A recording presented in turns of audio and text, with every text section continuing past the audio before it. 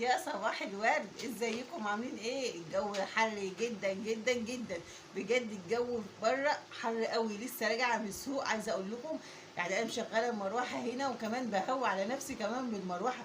الجو فوق درجه الحراره فوق ال40 واحنا كمان ايام امتحانات. بصوا بقى، انا عايزه اقول لكم ان النهارده السبت. عايزه اقول لكم يعني انا بحتار في غدا ايه يوم السبت. اكتبوا لي انتوا كمان يوم السبت انتوا بتطبخوا ايه. يعني دي عندي حيره، يوم السبت ده بالذات بحتار اطبخ فيه ايه بجد.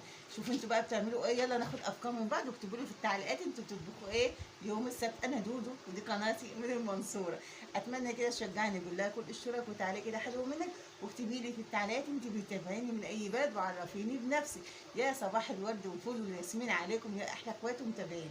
ربنا يكرمكم ويكرمنا ويرزقنا ويرزقكم يا رب العالمين. تعالوا اقول لكم انا جبت ايه النهارده بقى يوم السبت. زي ما قلت لكم انا بحتار في الغدا في ايه. اقول لكم انا جبت ايه من السوق، بس الحمد لله خلاص بقى كده ايه، العرق بدأ ينشف من على وشي اهون كده. لا بجد الحر انا ما بحبوش خالص. انا من الناس اللي بحب فصل الصيف، فصل إيه يعني، لا في صيف ايه، الشتاء، الربيع، الخريف، ما يكون هوا وعافي بس بيبقى ارحم من الحر اللي احنا بنمشي فيه دول. بصوا بقى، انا لسه جايه من السوق اهون، جبت معايا شنطه السوق اهي. تعالوا اقول لكم كده انا جبت ايه وهعمل ايه، واقول لكم كمان بالاسعار. اكتبوا لي انتوا كمان بتطبخوا ايه يوم السبت ان شاء الله. اللهم صل على النبي وزيد النبي صلاه. واكتبوا لي في التعليقات اللهم صل وسلم وبارك عليك يا سيدي يا رسول الله. اشتركوا في القناه حبايب قلبي عشان قناتي تكبر كده وافرح انزل لكم ايه كل شويه فيديوهات. جبت بطاطس اهي، جبت بطاطس. كيلو البطاطس النهارده في السوق يوم السبت النهارده في المنصوره انا جبت الثلاث وحدات دول ب 15 جنيه. كيلو البطاطس ب 12 جنيه ونص. ايوه اهون، بس الميزان كان طب شويه فانا قلت لها لا سيبوهم، ما بحبش اجيب البطاطس الصغيره. بحب اجيب البطاطس الكبيره دي. كانت طبه شويه فانا حسبتها على الثلاث وحدات دول ب 15 جنيه. اهو ال 2 كيلو بطاطس ب 25 جنيه بسعر الكيلو 12 جنيه ونص. تعالوا اشوف هجيب لكم ايه تاني. جبت هنا طحينه اهو. جبت طحينه الكيس ده ب 20 جنيه طحينه اهو. هي عرفت انا هطبخ ايه النهارده ولا لسه؟ اهو جبت اهو ب 20 جنيه طحينه. وجبت هنا خس. انا عارفه ان الخس خلاص يعني المفروض خلاص ما عادش ينفع يتاكل، بس انا بقى اشتقت له جنب الاكله بتاعتي النهارده اهي.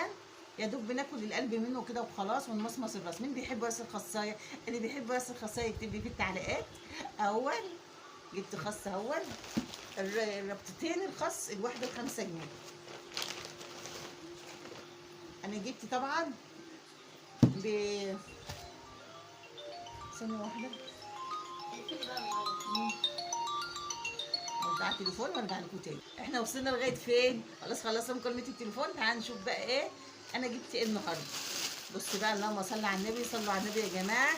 انا جبت رنجه. ايوه تقولوا لي جبت رنجه، بحضر يوم السبت. جبت رنجه اهي، شايفين؟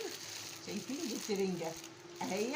طبعا الرنجه باسعارها مختلفه، في ب 130 وفي ب 160 وفي ب 180. طبعا كل سعر بتبقى ايه مقاسها او حجمها بيبقى مختلف. مقاس ايه حجمها. تعالى نطلع كده واحده ونشوف الرنجيه. اللهم صل على النبي.